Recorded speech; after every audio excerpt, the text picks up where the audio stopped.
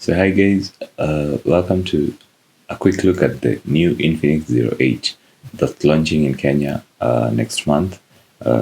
This review unit has been provided by Infinix to help you have a fast look at the device before it launches. The back has the Infinix Zero 08 branding. At the top it's written 128 plus 8 because it comes with 8 gigs of RAM and 128 gigs of internal storage. It has a Helio G90T processor, supports Wi-Fi, Bluetooth, and GPS. Has a 4,500 milliamp battery, Android 10. At the front, you get a 48 megapixel lens plus an 8 megapixel lens. So there's two lenses for the selfie cameras. At the back, you get a 64 megapixel main sensor, an 8 megapixel ultra wide, a 2 megapixel depth sensor, and a 2 megapixel macro sensor.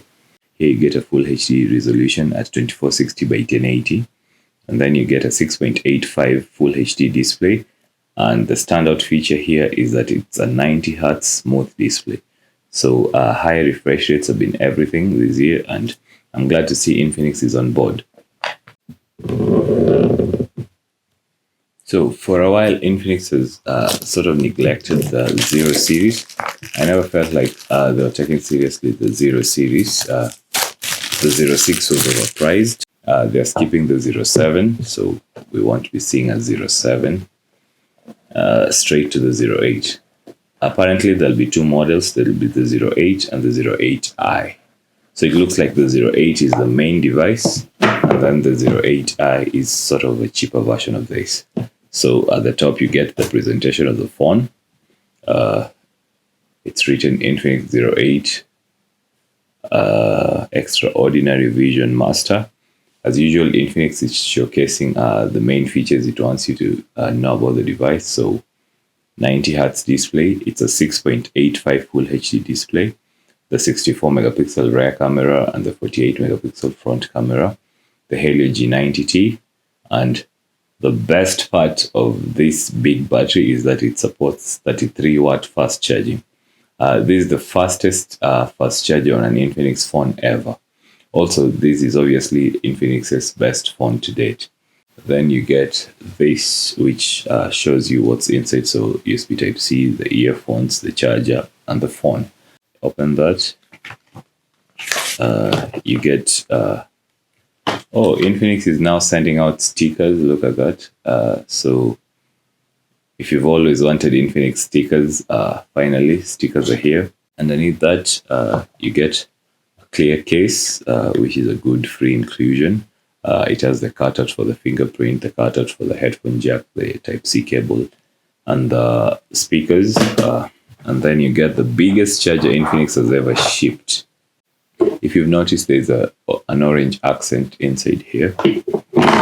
Then you get the Type-C cable, which also has an orange accent, as you can see.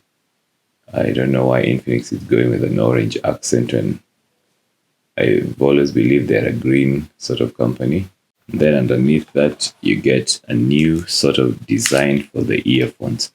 This is the first time I'm seeing this sort of design on Infinix earphones. I hope they sound good. For everyone who still uses wired earphones, this will be good for you.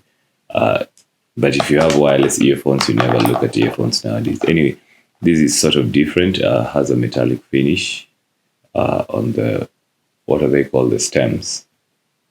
So the stems have a sort of metallic finish, and it's not rubber for everyone who hates rubber earbuds. And even the jack pin is sort of a metal finish.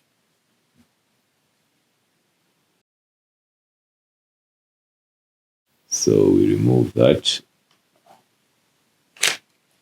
As usual, this is the cleanest this phone will ever be. It's not a heavy phone, by the way. It just feels sort of big on the hand because obviously 6.8 inches is a big device. And then at the front, there you go. This is also the cleanest this phone will be.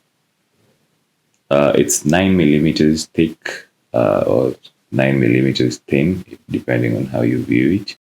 the fingerprint scanner, which also doubles up as the power button, and the volume rockers. So everything is on one side.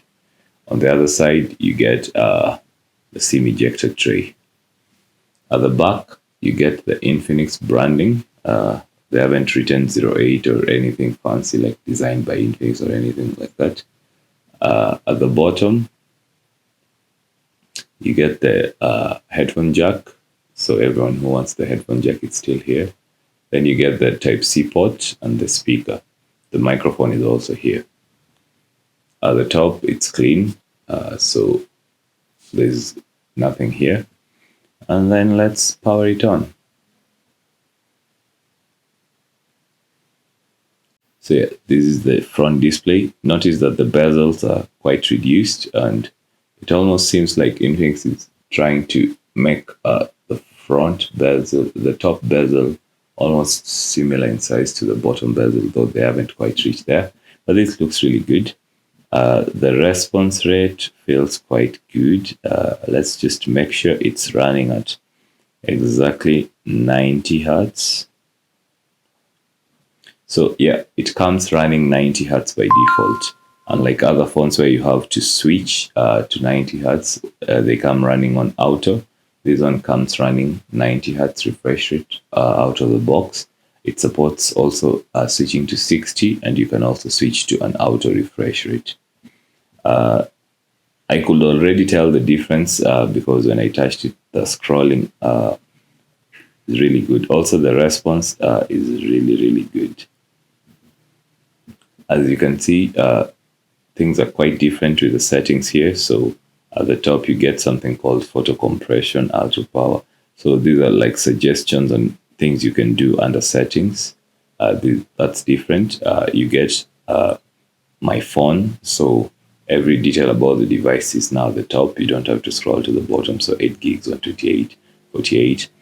So XOS is currently based on Dolphin version 7.00. Android 10, the resolution, the e-warranty card, and all the other details. That's so smooth. Also, the colors are now sort of different. The icons are sort of different. Looks much cleaner. Looks less cartoonish to me if compared to other versions of XOS, which looked really different. Okay, battery lab is now called Power Marathon. I don't know why, but I guess because of the 33-watt fast charging. There's the option to switch between 3-button navigation and Android 10 navigation, which is what I like. So exit tutorial, I already know how this works.